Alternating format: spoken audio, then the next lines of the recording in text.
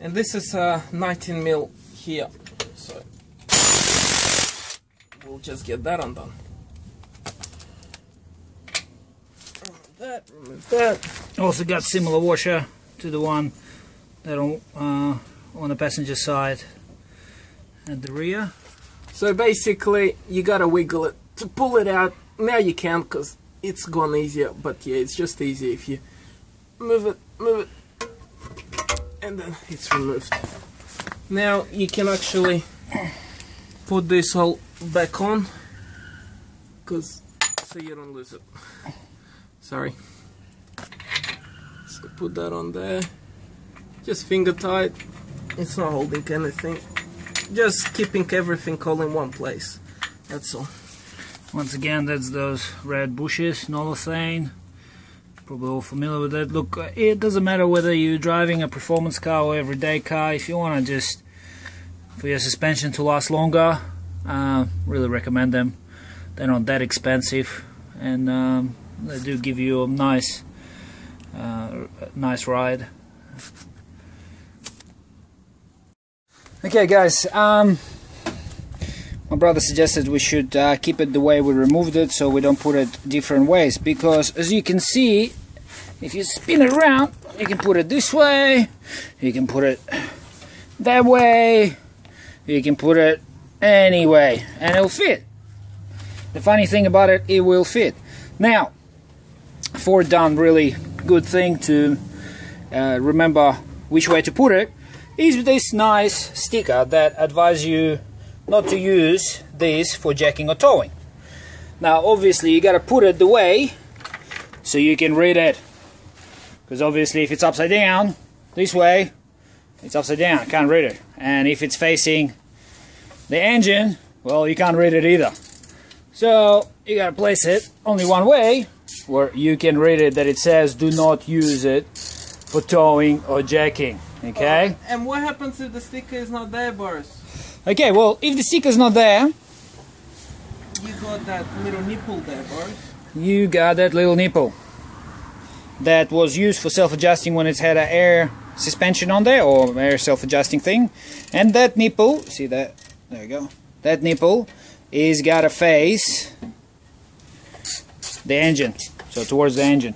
And it's up on the top. And it's up on the top.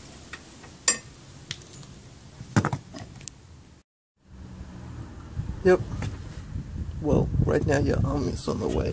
Okay, so this was the, because this car fitted with ABS brakes, so this is ABS sensor. Now my brother removed, I was holding by one bolt. Which is over here. Which is there, so it was, see there, nice more was put in here. Okay, now can be a bit tricky to remove, so you gotta wiggle it out, put it down like this, okay, and then it's now we're stuck. It's just a little wiggle, wiggle, wiggle, wiggle, wiggle,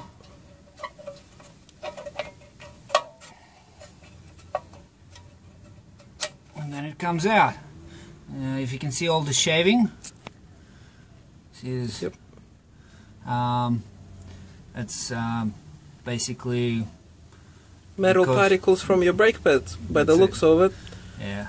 Basically what it counts, there is like a plate with a lot of little teeth on it, and that magnetic strip there, as you can see, well, I'm pretty sure you can see, it counts from A to B.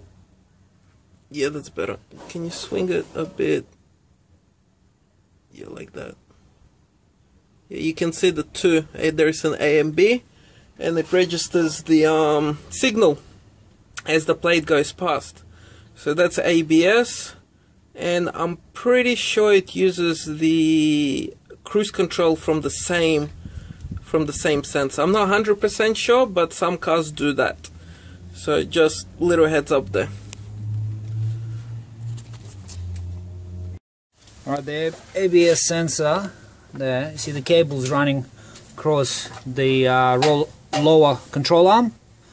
Now we gotta remove that, and it's just unscrewing these Allen keys which is there, and just removing that. Okay. Igor's doing the same thing what we've done on this side on the other side. So he's taking off the ABS sensor there, and then I'm gonna come around and remove the cable from the lower control arm. Now guys, we're not going to have ABS in the other car because it's not equipped with ABS. They're not tied, these bolts. They're pretty much almost finger tight and a little nip up, even looser than spark plugs. About 11 Newton meters if you got a torque range, and yeah, that's about it. It's only there just to hold the sensor in. It's not holding a harbor bridge, guys. So yeah, don't tie it up. Don't be super tight. That's it. You heard it from non-mechanic. True. Yeah, you need to use a I think it's a 10 mil, either 8 mil, 10 mil, somewhere there.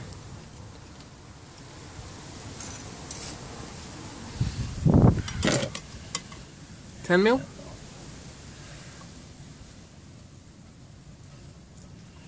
Rotate the nut, don't rotate the Allen key.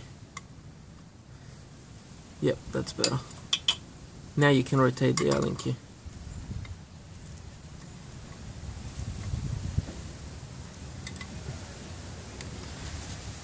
Lefty loosey, righty tighty. Clockwise to tighten it up, anti-clockwise to loosen it. Alright, so we undone the ABS brake sensors, whatever you want to call them. That's all undone. The shock absorbers are undone, so theoretically speaking I should be able to lower the differential like that, so, and I can remove the springs. I hope anyways.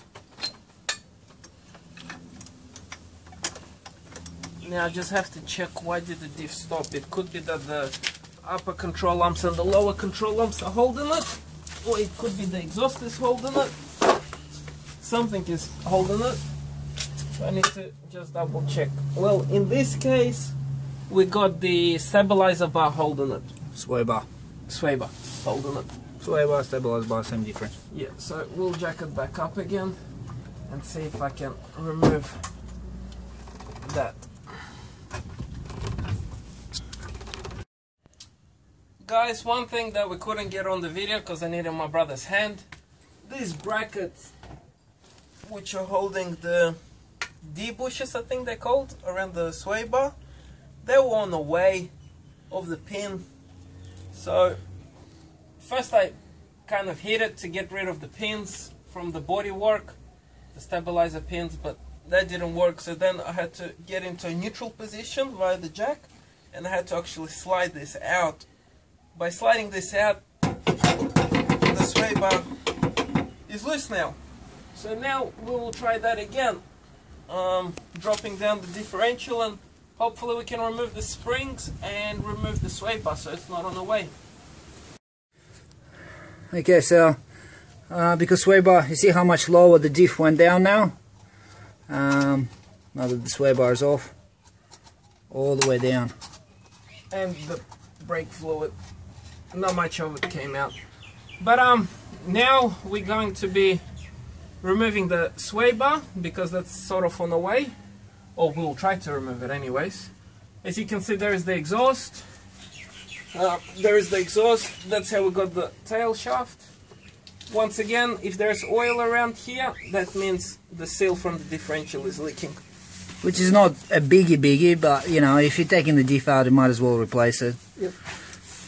At the same time, we're going to be removing the springs. The reason why they're stationary there is just because they've been there for so many years. The rubber has compressed on them, and the rubber is just holding them. So as soon as you give it a little yank, they'll drop down. And that's the D bushes, clips, whatever you want to call it. Alright, so that's how you remove the sway bar. Well, we're trying to anyways. I think we're succeeding. Looks like we're succeeding. So in the Ford world, you gotta remove the differential to remove the sway bars. And again, if you can come around here quicker, you can show as well. See the sway bar link? Is that link called? Yeah, that's pins. Pins, sway bar pins. They have here, no, if you can see, it's a bit dirty, but it's a flat spot here. Okay, see how there's flat, it's all round, but here it's flat. So that's where you put basically, I think it's 8mm spanner, and you hold that to unscrew both either the top one or the bottom one. Now this sway bar here is a white line. You can tell by obviously the color. It's a nice silver color. That's what white line like to use. Also the bushes, they like to use yellow bushes, which is there.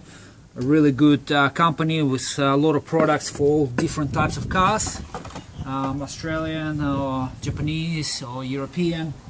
And obviously the benefits of it, it's much thicker than the factory one, the sway bar, and so it doesn't, so the car more stable on the road, especially through the corners, and that the body, there's not much body roll, or a lot less body roll.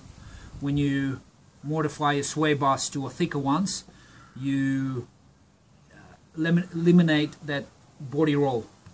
But with the suspension, we'll touch on that later on, everything has to work together.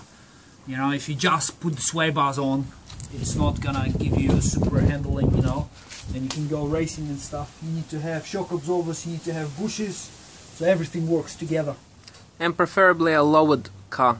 So you bring the center gravity closer to planet Earth, the road, so the car will swing less. That's the aim. So as you can see, that's the differential. It's much lower. The only thing now that's holding it is the upper control arm, which is this one here, and the lower control arm, which is this one here.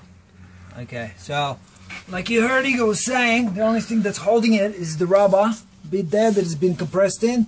I'm gonna give it a bit of a twist, and nice and easy. See, you don't have to, you know, yank it left, right, and center. You know, just a little twist, and a pull. It comes off. Twist and a pull, and that's the rubber Igor was telling you about. You know, because it's been sitting there for a while, heat and what have you. You know, just compress it a bit, but once again, you know, spring's good. And this one here is from Petters, Gas Sports. Very what's the word? Very popular with some cars. You know, they're not too bad. That's something we would personally probably wouldn't use. The Petters, but you know, each to their own. And look, it's still a good job. Maybe not on all cars. Maybe for this car it's good. Maybe for other cars, I know we've done on Commodores before, and with the Commodores we prefer, say, Monroe GTs or Connies. Connies always one of the better ones. For the Commodores, maybe on like I said, I've driven these cars pretty good, so can't fault it. So maybe Petters are good for it. Now also with the springs, there is a up and a down. Now if you look at the spring,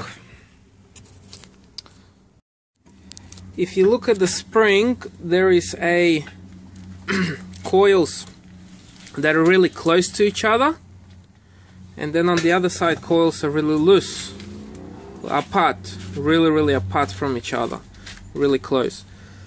Now in this case, the closer coils are closer to the body, and the spread apart coils are closer to the differential. I'm going with the springs again. Now, as you know, a spring is a coil, and you can see here it's a step. It's a step here, so I make sure when you put the spring in that it sits in that step. And here, well, it's all flat. And here you can see the rubber here takes the step, so that's why you can rotate the top to whatever angle you want, but the bottom gotta meet the step right here. You also will see it when we'll be putting it into another car. we'll see when we're going to be putting it all together. Igor once again will show you how the springs will fit where they go and how you put it in. And guys, we are undoing the lower control arms, as you can see. The reason why we're undoing the lower control arms because we can get to them. When we'll undo that, the diff will go down, it will drop down even further. When it does that, we won't be able to get to them. So, as the top ones, which we can get to later. So we'll be doing that now.